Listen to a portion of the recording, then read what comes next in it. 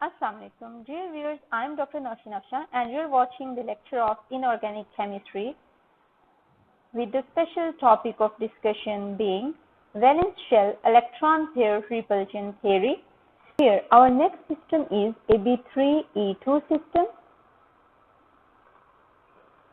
In this case, the central atom A is surrounded by 3 bonding pairs of electrons and 2 lone pair of electrons, giving rise to a T-shaped geometry. For example, iodine trifluoride, bromine trifluoride, and chlorine trifluoride. And in all these cases, the bond angle is altered as compared to the value of the bond angle in the case of ideal Ab5 system because of the presence of 2 lone pairs. Hence, this is the structure or the geometry of iodine trifluoride, where the 2 axial positions have been occupied by the fluorine and 1 equatorial position has also been occupied by the fluorine atom. And the 2 other equatorial positions have been occupied by the 2 lone pairs, and these 2 lone pairs would repel these bond pairs closer to each other, and because of this the value of the bond angle is altered or is different from the ideal Ab5 system. And similarly, in the case of bromine trifluoride, the 2 equatorial positions have been occupied by the 2 lone pairs, and the other 3 positions in the case of trigonal bipyramidal geometry have been occupied by the 3 fluorine atoms, 2 of which are at the axial positions and 1 of these is equatorial position. And in the case of chlorine trifluoride, it has the 5 electron pairs around central chlorine atom, 2 of which are lone pairs and rest of the 3 are bonding pairs. The VSEPR theory predicts the trigonal bipyramidal geometry.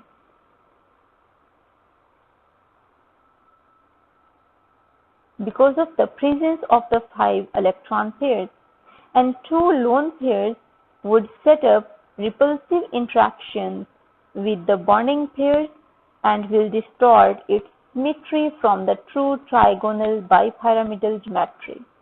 Hence, the experimental evidence indicates that it is more favorable for the lone pairs to be in the equatorial position. Hence, the 2 of the 3 fluorine atoms would lie at the axial position, these 2, and this one would lie at the equatorial position, and the other 2 lone pairs are also at the equatorial position, same like here, these and these. These 2 lone pairs of electrons that have been shown here with a pair of dots are at equatorial positions and they are as lone pairs of electrons. Hence, the 4 atoms,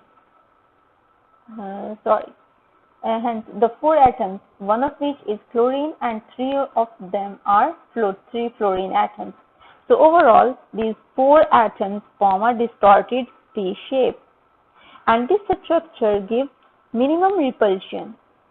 And 1 fluorine-chlorine-fluorine bond has bond angle of almost 120 degrees, that is at axial positions. These fluorine-chlorine-fluorine bond angle comes out to be almost at 180 degrees. And this axial and chlorine position, the fluorine atoms at axial and equatorial positions make up the value of the bond angle to be almost 90 degrees. The next system is Ab2 E3 System, where a central atom A of the Ab2 E3 molecule is bonded to the two atoms of another element that are B atoms and that act as bond pairs and has three non-bonding pairs or three lone pairs of electrons. So the central atom A has been surrounded by two bond pairs and it has three lone pairs of electrons. Hence, the molecular geometry becomes linear because at two axial positions there are two fluorine atoms and the other three equatorial positions have been occupied by the three lone pairs.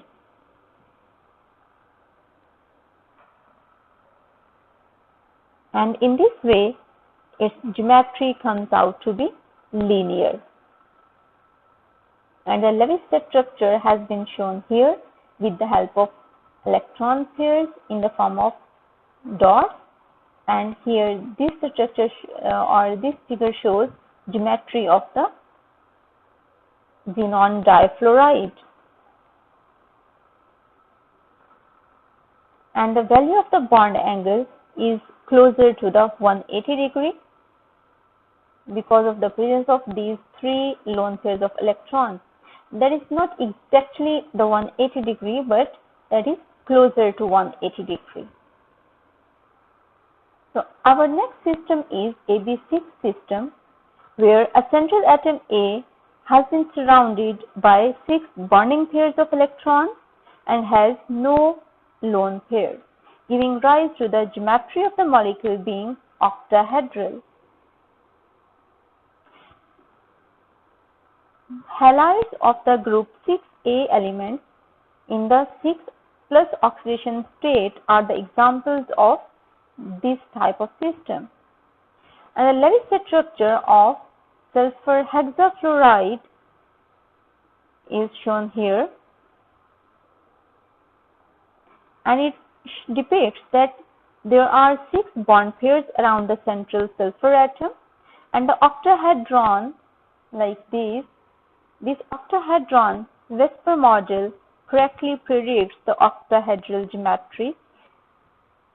And since if we see this geometry, then the maximum repulsion possible for 6 fluorine atoms surrounding one sulfur atom has been achieved when the fluorine atoms are situated at the corners here, at the corners of the octahedron, and the sulfur atom is situated at the center of a regular octahedron.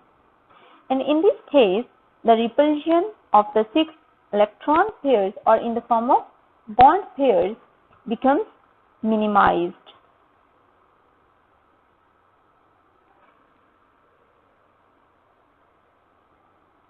And since the octahedron is a regular figure whose corners are all identical, so all the bonds and fluorine atoms are equivalent in the sulfur hexafluoride molecule. The fluorine-sulfur fluorine bond angles are 180 degree for the two positions that are axial. These two fluorine atoms lie at the axial positions, so the bond angle between this fluorine S and fluorine comes out to be 180 degree, while at the equatorial positions that make up a square form, the value of the bond angle for these 4 fluorine atoms comes out to be 90 degree, and hence the bond angle between axial and equatorial positions is also 90 degree, and the examples are sulfur hexafluoride and phosphorus hexachloride.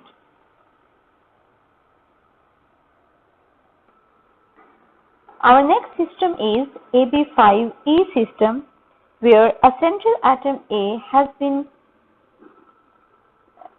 surrounded by 5 bond pairs and one lone pair of electrons. And the molecule in this case adopts shape of a square pyramid as sketched here. And examples in this case are boron pentafluoride, iodine pentafluoride, and antimony pentachloride ion.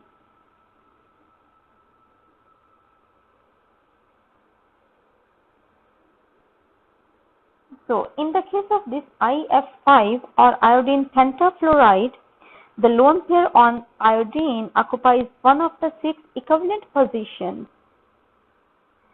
in the octahedral arrangement. Hence, it gives rise to the square pyramidal geometry. Because these 4 fluorine atoms would make up a square, and the one axial position has been occupied by the one fluorine atom, and so owing to that reason, owing to that arrangement, it forms a square pyramidal geometry. Because the other pyramidal position or other axial position that would make up the bipyramid has been occupied by the lone pair of electrons. So we will not consider this one in the geometry of the molecule. So we just say that it has the square pyramidal geometry. Because of this fluorine, it would form a pyramid. So these 4 would make up a square geometry, and this one would make up the pyramidal geometry. Hence, collectively, it would be a square pyramidal geometry.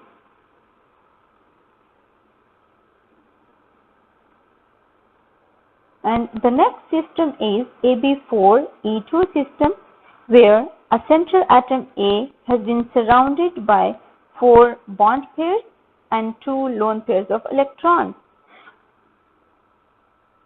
And all these have been placed in such a way that the 4 fluorine atoms lie at the corners of a square shape, and that are considered to be equatorial position, and the 2 of the lone pairs lie at the axial position. Or we can also say that these 2 lone pairs occupy the opposing positions in the octahedral arrangement to minimize their repulsion. Hence, in this way, it forms a square planar geometry, and it results in the bond angle to be 90 degrees for all these fluorine, xenon and fluorine, because the axial positions have been occupied by these 2 lone pairs of electrons, and in this way the repulsion would be minimum. So the examples in this case are xenon tetrafluoride, boron tetrafluoride ion, and iodine tetrachloride ion. So all of these examples can be explained very well following the explanation of this system. Thank you very much for watching the video. Allah Hafiz.